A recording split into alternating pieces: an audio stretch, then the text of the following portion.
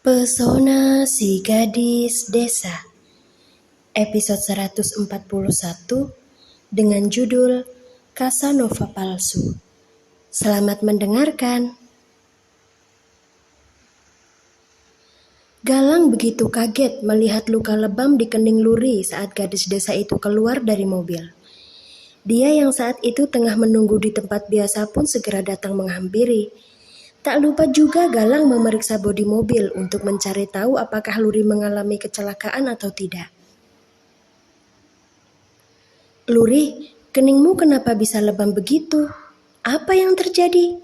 cecar Galang sambil menahan keinginan hati agar tidak menyentuh luka tersebut. "Hah? Lebam?" tanya Luri kaget. Segera Luri berbalik ke arah mobil, kemudian berkaca di kaca spion setelah mendengar pertanyaan Galang. Tidak disangka ternyata akibat benturan tadi membuat keningnya menjadi lebam. Sadar kalau perbuatannya kembali membuat Pak sopir merasa khawatir, Luri segera menjelaskan ketika melihat sopirnya hendak keluar dari dalam mobil. "Tidak apa-apa, Pak. Ini hanya luka lebam biasa. Nanti juga sembuh sendiri." "Nona Luri, apa tidak sebaiknya kita pergi ke rumah sakit saja? Tuan Glenn bisa memecat saya nanti jika sampai terjadi sesuatu yang buruk pada Nona," ucap Pak sopir cemas. Pekerjaannya sedang dipertaruhkan akibat kelalaian yang tidak sengaja dia lakukan setelah mendengar kata mimpi basah yang keluar dari mulut si nona kecil Nania. "Tidak usah, Pak. Aku baik-baik saja. Sungguh," sahut Luri memahami ketakutan yang tengah dirasakan oleh sopirnya. "Tenang saja. Nanti jika Kak Glenn marah, biar aku yang menjelaskan. Semua ini terjadi karena ketidaksengajaan, jadi Bapak tidak perlu merasa takut akan dipecat olehnya." "Apakah benar tidak apa-apa, Nona?" Luri mengangguk. Dia kemudian meminta sopirnya untuk kembali saja ke rumah. Sesaat setelah itu, Luri berbalik menatap ke arah Nania yang tengah berdiri sambil menggigit jari. Luri menghela nafas. Gara-gara gadis nakal inilah sopir mereka sampai ketakutan seperti tadi. "Kak Luri, maaf. Aku benar-benar tidak tahu akan terjadi hal seperti ini. Sungguh," ucap Nania merasa bersalah melihat kening kakaknya yang terluka. Galang yang sejak tadi diacuhkan oleh Luri dan Nania pun merasa heran. Dia kemudian mulai menebak-nebak kalau luka yang dialami Luri disebabkan oleh Nania ketika mendengarnya yang tiba-tiba meminta maaf. Sambil memendam kekesalan, Galang berjalan mendekati Luri untuk memastikan keadaannya. Dia benar-benar sangat khawatir sekarang. "Mau ku antar ke ruang UKS tidak?" tanya Galang. "Keningmu bisa membengkak jika tidak segera diobati." "Terima kasih, Lang. Tadi di mobil kepalaku tidak sengaja membentur kursi saat Pak sopir mengerem mobil secara tiba-tiba. Dan aku rasa luka ini bukan luka yang parah. Jadi biarlah. Kau tidak perlu mengantarkan aku ke ruang UKS," jawab Luri tanggap akan kekhawatiran teman sekelasnya ini. "Memangnya apa yang terjadi sampai-sampai sopir kalian mengerem mendadak? Apakah ada kendaraan lain yang menyalip mobil kalian?" Sembari bertanya, Galang melirik tajam ke arah Nania. Gadis ini pasti adalah penyebabnya. Entah apa yang sudah dia lakukan. Rasanya sungguh geram, tapi Galang tak berani menunjukkan. Dia takut Luri akan tersinggung jika Galang memarahi Nania sekarang.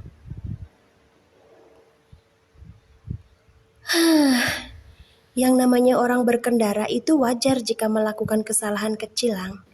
Saat mobil kami baru akan keluar dari pekarangan rumah, tiba-tiba saja ada seekor anak kucing yang muncul di bagian depan.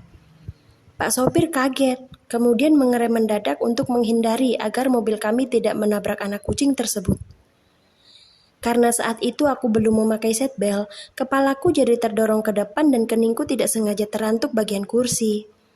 Tapi untunglah kami dan anak kucing itu semuanya selamat, jawab Luri berbohong. Dia tidak mungkin memberitahu Galang tentang insiden mimpi basah yang sudah membuat keningnya jadi lebam begini. Kenapa Kak Luri bicara bohong pada Kak Galang ya? Keningnya lebam begitu kan gara-gara Pak sopir yang kaget setelah mendengar pertanyaanku. Kenapa Kak Luri malah menyalahkan anak kucing yang tidak tahu apa-apa? Aneh sekali, batin Nania keheranan. Di saat yang bersamaan, mobil Jovan bergerak masuk melewati gerbang sekolah. Nania yang melihat musuh bebuyutannya datang segera menempel pada kakaknya. Dia malas jika harus berurusan dengan Jovan, kakak kelasnya yang mendadak berubah jadi parasit yang suka menguntit. Selamat pagi semuanya, sapa Jovan seraya tersenyum lebar. Dia mengerlingkan mata ke arah Nania yang tengah menatapnya dengan wajah masam. Pagi juga, Jo, sahut Luri dan Galang bersamaan. Nania, kenapa kau tidak membalas sapaanku? Tanya Jovan iseng. Dia bersiul sambil memasukkan kunci mobil ke dalam tas. Malas, nanti mulutku jamuran, sahut Nania dengan cetus. Kak Jovan, kenapa sih kau itu selalu saja bersikap seperti ini padaku? Kau pikir kau itu Casanova yang kaya raya dan juga tampan apa? Pertanyaan Nania sukses membuat mulut Jovan ternganga lebar. Dan tidak hanya dia, Galang dan Luri pun sama. Mereka heran dari mana anak kecil ini mendapatkan kata-kata tersebut. Belum hilang keterkejutan di diri 3 orang itu, Nania kembali melontarkan kata-kata yang membuat mereka semua seperti berhenti bernafas. Kau tahu tidak, Kak Jovan? Temanku bilang Casanova itu tubuhnya tegap dan juga kekar. Sedangkan kau, otot-otot di tubuhmu terlihat seperti cacing yang kepanasan. Sudah ya, cukup sampai hari ini saja kau mencari perhatian dariku. Karena sampai kapanpun aku tidak akan pernah tertarik pada pesona Casanova palsu sepertimu. Setelah berkata seperti itu, Nania langsung berlari pergi menuju kelasnya. Meninggalkan kakak beserta 2 kakak kelasnya yang kini tengah berdiri dengan raut wajah yang terlihat seperti orang bodoh. Jo, setelah dihina seperti ini, apa kau masih berminat untuk mengejar adikku? Tanya Luri sambil menatap ke arah Jovan yang masih ternganga. Dia merasa tak enak hati akan perkataan adiknya barusan. Tekadku sudah sangat bulat, Luri. Tak peduli seperti apa tanggapan Nania nantinya, aku akan tetap mengejarnya. Dia bicara seperti itu kan karena tidak tahu seperti apa bentuk tubuhku yang sebenarnya. Jadi ya sudah, aku sama sekali tidak masalah dikatai sebagai Casanova palsu, jawab Jovan sambil menelan ludah. Tapi ngomong-ngomong, Casanova palsu itu apa ya? Setauku Casanova itu adalah pria yang sangat suka bergonta-ganti wanita. Kenapa Nania bisa menyebutku seperti itu ya? Aku kan masih sangat original, dan orang pertama yang ingin aku dekati adalah dia. Tapi kenapa dia bicara begitu? Apa iya aku harus menjadi Casanova sungguhan supaya Nania bisa jatuh cinta padaku? Aneh, batin Jovan heran.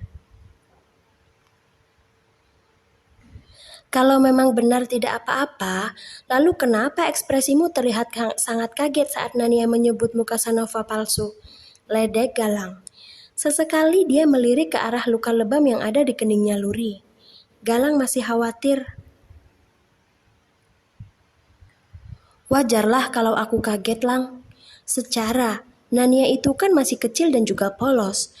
Aku hanya heran saja dari mana dia bisa menemukan kata-kata seperti itu. Casanova sangat identik dengan pria pemain hati wanita. Masa iya Nania mengenal pria yang seperti itu? Sahut Jovan menerka-nerka. Luri terdiam lama saat Jovan menyebutkan tentang perangai si Casanova. Pikirannya langsung tertuju pada Vedo. Ya, Luri tentu saja tahu kalau pria yang disukainya itu adalah mantan seorang Casanova yang selalu bergonta-ganti wanita di setiap malamnya. Akan tetapi itu dulu, jauh sebelum mereka saling mengenal. Kau seperti tidak tahu Nania saja, Jo. Dia itu kan gadis yang memiliki pikiran bercabang-cabang. Kita mana mungkin bisa memahami cara berpikirnya yang sangat luar biasa itu. Karena itulah, Lang. Tapi ya sudahlah, tidak perlu membahas hal itu lagi. Yang penting aku masih bisa melihat senyumnya untuk menjalani hari di sekolah. Hehehe. Galang langsung bergidik geli melihat betapa bucinya Jovan pada Nania. Setelah itu dia mengajak Luri dan Jovan untuk masuk ke kelas. Mereka bertiga berjalan beriringan sembari saling melempar canda, membuat beberapa siswi wanita menatap penuh iri ke arah Luri yang bisa berteman akrab dengan dua orang siswa terpopuler di sekolah mereka.